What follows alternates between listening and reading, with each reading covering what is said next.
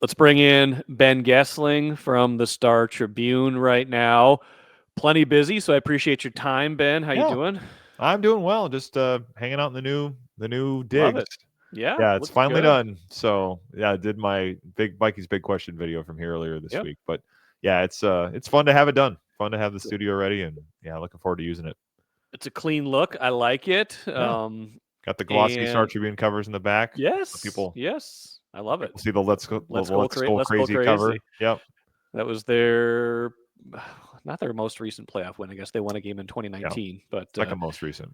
yes, and they had to 2019. I guess was their most recent playoff win, the most recent road playoff win as well, because Yep. they won that game at New Orleans, right? Yep. So the last two playoff wins were against New Orleans. They played Yep. again, of course, in 2022. That one didn't go as well. However far they're going to go this year, there's certainly a number of factors, but playing Monday against the Rams, you have to figure Sam Darnold is number one on the list of influencing factors from their side of the ball. He had a bad game Yeah, he did. against the Lions in a big moment. I'm going to read. I was reading ESPN Bill Barnwell as kind of like his picks, and man, he was unsparing in his assessment of kind of Darnold's game and kind of giving his prediction on Monday's game. I think this must be ESPN stats number. He said he had an Yeah. off target rate of 34.2%. Yeah. In the game against the Lions, which was the second worst of his career, trailing only the infamous Seeing Ghosts game.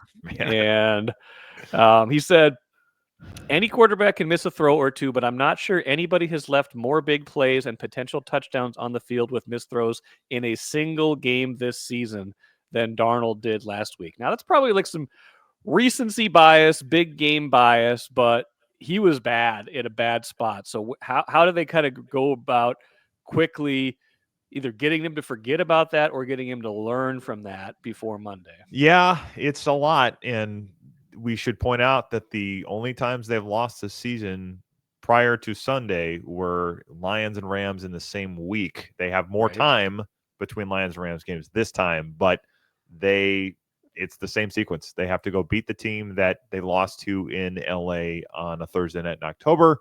And to do that, you have to get Darnold sorted out pretty quickly. It'll be interesting to hear from Kevin O'Connell throughout the week on this about kind of how the week has gone for Darnold, because the last time he had a game where it was this off, I mean, they won the game, but it was that Jacksonville game where he threw, I think, three or maybe even, I think it was maybe four interceptions. Three interceptions, all of them with Jefferson targeted. Yes, yeah, and a lot of the throws he missed on Sunday night were to Jefferson as well. So that game, Kevin O'Connell has talked about this. Darnold came in that Monday basically looking at the film and kind of did a lot of the self-critique without coaches needing to be terribly involved in it. He was looking at things saying, I need to hit that throw, or I need to hold, get rid of the ball here, or I need to, my footwork is bad here. I mean, that's the thing that they talk about with him a lot. And his footwork is typically pretty good. Sunday night, it was not. I mean, he was jittery, and I thought just looked affected by the rush. I don't know if he was affected by the moment.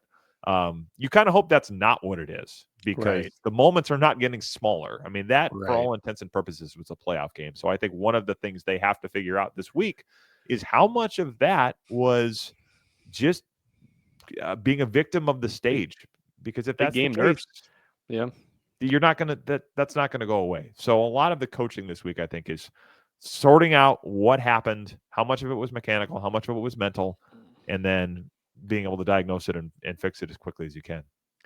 Well, he's never played in a playoff game, right? Right. Like, he's never played in as much as he faced scrutiny in New York, being the number 3 overall pick in the biggest media market in the United States.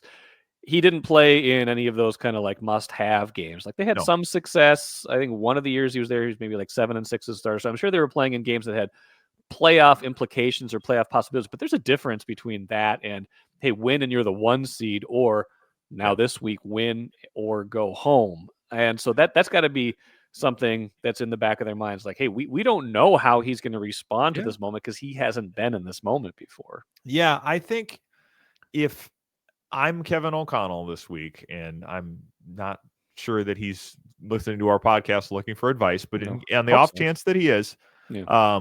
here would be my advice, which is worth the oxygen that I spent to say it. But I would be going to him and saying, look, you won in Seattle 3 weeks ago and became the first Vikings quarterback to win in that building since 2006.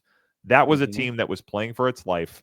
It's not win or go home, but that building, the weather, the moment they were in, remember that last drive was when that headset went out and he Right. couldn't get the play. He basically improvises something, say, we're going to get something called based on this family of plays. I'm going to run for a first down. I'm going to walk over to Kevin O'Connell, get the next call, and we're going to go from there. He gets hit, has to limp off a hit, and then the next play hits that touchdown to Justin Jefferson Right. that put them in charge to win the game. So I would be reminding him of that. I mean, I think about runners that I coach where they get into big spots and they're in a state meet for the first time and they're nervous because there's people in the crowd more so than there normally are at a track meet. And Mm-hmm. they kind of get wide eyes and I say, hey, we're doing the same thing. I mean, it's the old Right. Gene Hackman Yeah. measure the court thing in Right. Hoosiers, but Right. it's the same stuff. You just have to let all that other extraneous stuff kind of fade into the Yeah. background. So I think I'd be reminding him of that. I'd be reminding him of the Packers game.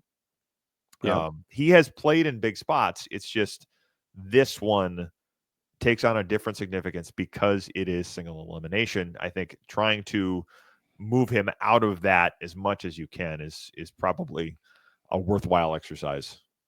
Yeah, I mean, and they should be heartened by the fact that after that Jacksonville game, he went on a stretch of his Yeah. best football of the year. So in terms of like being able to shake off a bad performance, I don't think they have to worry about that.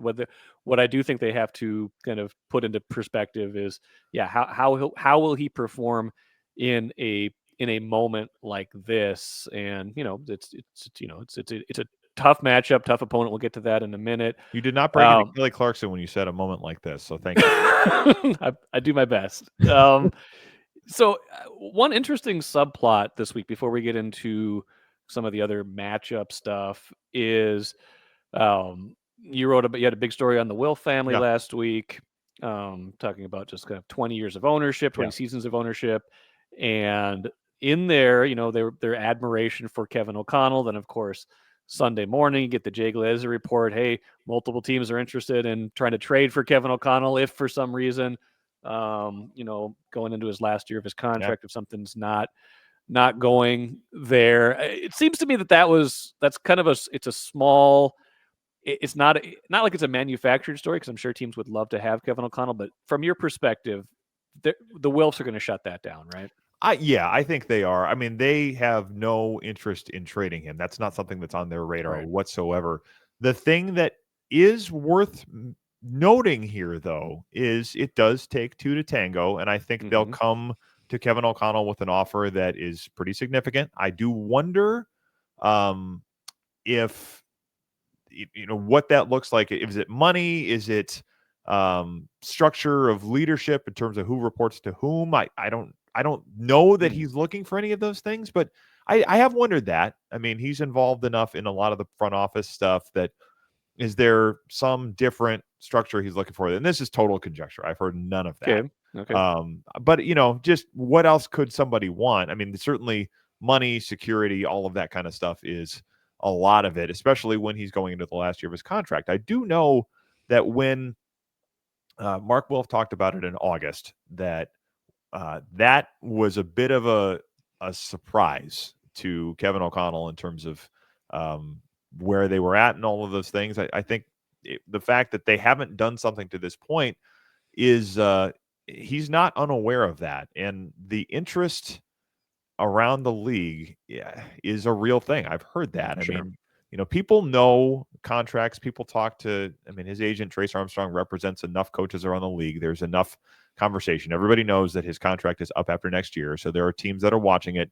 His stock around the league could not be much higher right now. Right. But, when it comes down to it, I think the Wilfs have shown, whether it was any of the examples in my story or the fact that they spent $2 million on tickets for Right. basically make themselves a ticket exchange seller for the Yes. week to get more Vikings fans there.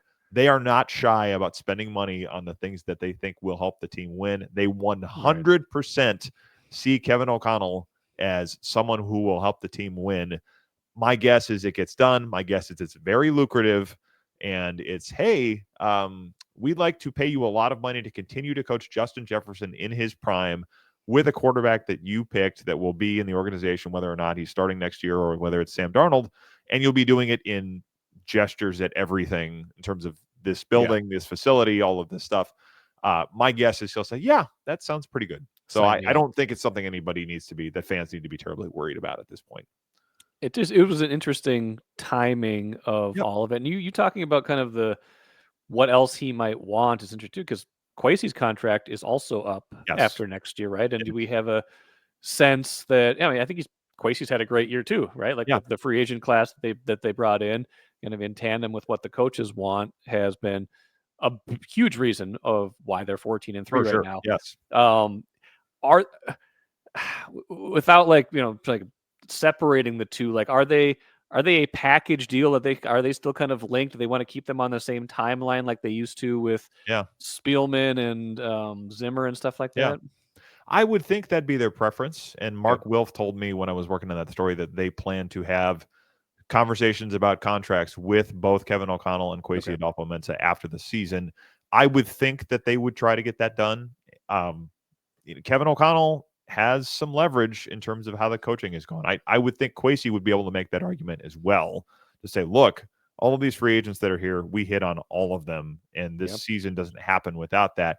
Right. He will have to, I think, answer for the draft record. I mean, that is the big thing that when you talk about Kwesi Adolfo-Mensah's tenure, people bring up, and they've found other ways to build a competitive team. I mean, they've, winning 13 games or more twice, that Kevin O'Connell is the first coach to do that, which means Kwesi Adolfo-Mensah is the first general manager to do that. I'm, trying to think back to if it's never happened. So it's never happened for another GM either. And he would be able to say that too. Look, I'm in charge of a roster that's won 13 plus games twice. Yeah.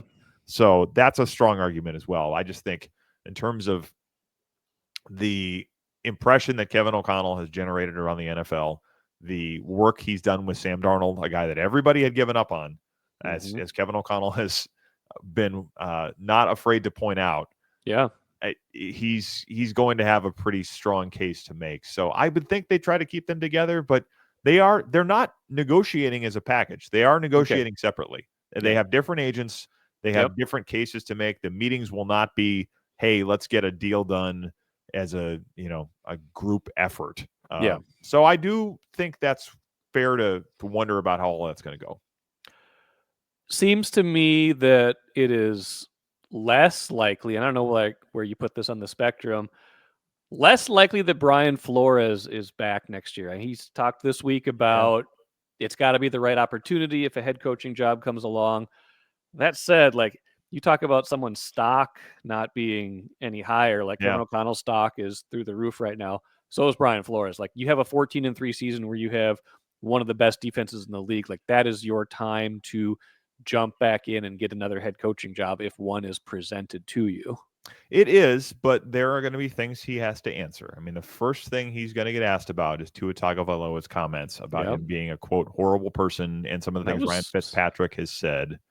And the Tua stuff was just rehashed like early in the season, right? Or like that was in training camp. And Flores addressed it in a press conference in training camp, during which, if people don't remember, Josh Metellus and Harrison Phillips came up there and stood behind him, basically for the visual of "we are with this guy." And my story for Sunday in the paper is actually about the relationship between O'Connell and Flores. And Flores was pretty candid in a lot of my conversations with him about the ways he's changed as a coach. He told a pretty interesting story about actually coaching his son in basketball, that kind of an exchange they had. And, a lot of fathers and sons, or fathers and daughters can relate to this. I mean, I can think of times where I've coached my own kids, and you say something and they hear it not just as coach, but also coach and dad. And they imply that, or they infer that there's a larger meaning to it, and you're just trying to give a coaching point. So he said that this exchange he had with his son, he basically told him, hey, you need to box out. And it was pretty matter of fact, but his son kind of received that in a way that he thought he was saying, you don't think I do anything right. You're disappointed in me. And he's like, whoa, that's not what I'm meaning here at all. And when he said that, it's like, I've had that conversation with my kids. But the thing he said next was, it made me think, are there players that when I Mm-hmm. coach them a certain way, hear that the same as my son did? So he talked about a lot of the changes he's made in terms of, he'll kind of say, now, don't you think it's a reasonable expectation for you to box out, considering that your coach is asking you to do that? So he'll frame it differently with players. And he said Yeah. he's just learned that this generation is different. And he talked about his own background growing up in a tough neighborhood in Brooklyn. He said, my mom was the classic, if you get a 99 on a test, she's like, well, what happened to the other point? So Right. learning the difference in this generation, he said a lot of it is, I don't want to be behind in anything. So Yeah. this is an evolution I've had to make. And I think he's been pretty introspective, and we heard him be pretty introspective after the Tua stuff too. But Yep. there's a lot in that story about that, and he's even talked about kind of learning from Kevin O'Connell and his way with players. So it's a lot of art of coaching stuff in that Okay. story, which I thought was pretty interesting that he went to the degree that he did. He certainly knows that he's going to get asked that stuff, that there is a narrative out there about him, but he, I think, is going to be prepared to discuss probably in a lot of those examples with owners how he's changed, how he would work with a quarterback. If the Bears are hiring him, they need to know he can work with a quarterback. Yeah. That Yeah. is job one. I'm also interested to see how the lawsuit stuff will play, because that's Yeah. still active. And is an NFL team going to hire him when he is suing several members of the membership, as the owners Mm-hmm. call themselves?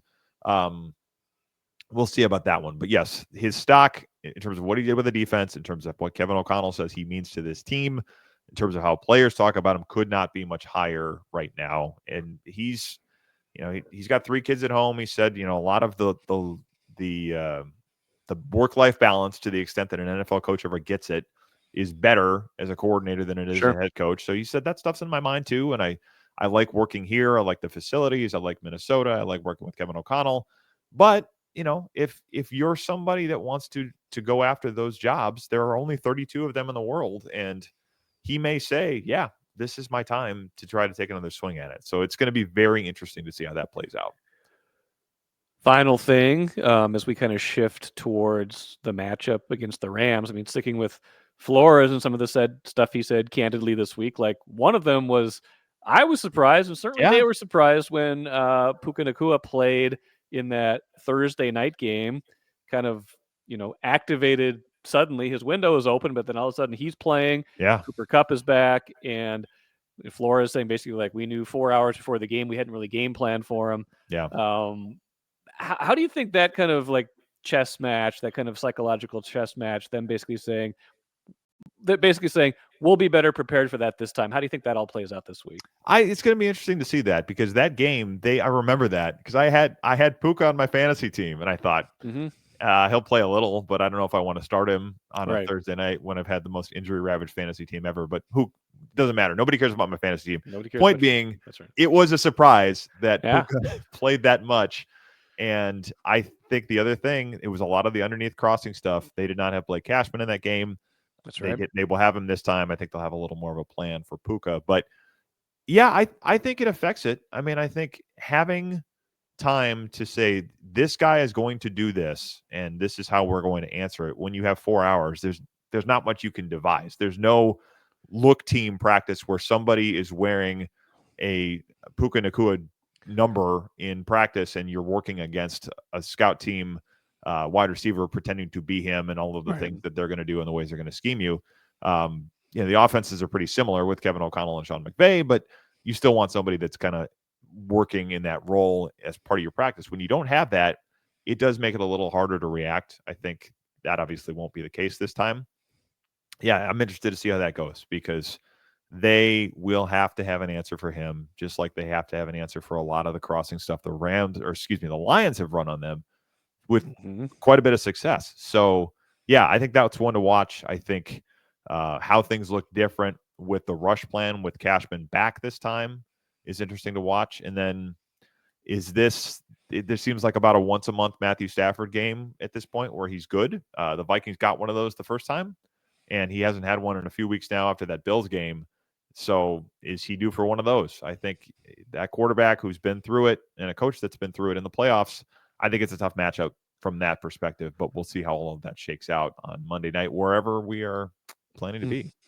Yeah, it's another good point. And I'm not going to talk too much about that just in case things change a Yes. lot between when we record and when this goes live. But is this are the Rams a particularly bad matchup for them, or do we glean more from that first game that it was one of the better games the Rams played and the Vikings were a Yeah. little undermanned and unprepared for what they got? Yeah, I don't think it's a great matchup because of McVay, because of Stafford, because of that front Mhm. with Jared Verse and Kobe Turner. I think that front gave them a lot more problems than probably people expected in the first matchup. I think that's going to be a factor this time as well. But yes, we probably are reacting a lot to that game. And they had chances. I mean, that was a game where the red zone told the tale for the Vikings in that one as well. You had Jalen Naylor dropping a pass in the fourth quarter that would have put the Vikings ahead. Yeah, that's right. Darnold kind of locked in on Jefferson in a double team when the game was tied in the third quarter. Missed Addison, who was open underneath zone coverage for a touchdown. My big question video this week kind of broke down Yeah. some of those things. So some of it will come down to that. Again, we could talk all we want about matchups and plans and counter plans, but these games come down to one or two plays of somebody executing, holding a block a half second longer, making a catch, getting an angle on a defender, whatever it happens to be. This may come down to that again. So can the Vikings have less playoff experience than the Rams do. There's a lot of players on defense that have been through it. They have more playoff experience than they've had in recent years, but at coach and quarterback, they are less experienced than the Rams are. So how does all of that play out this time? Brian Flores has a lot of experience against Sean McVay, including in a Super Bowl. If he has a full complement, is he better against this Rams team than the Vikings were the first time? So it's a fascinating matchup. There's lots of subplots to it. I think it's not a great one. I think of the teams the Vikings could have faced in the first round or the first playoff game, this is not one I would put at the top of the list of the No. most favorable No. matchups for them, but it's a team they should be able to beat if they do everything right. The question Yep. is, can they do that? I think that's fair. We'll unpack it all for sure. By Monday, we'll definitely have some more to say too on the Access Vikings podcast this week and beyond. Ben Goessling, appreciate it as always. I'm sure we'll talk to you soon and All safe right. travels. Thanks, Mike. We'll talk to you soon.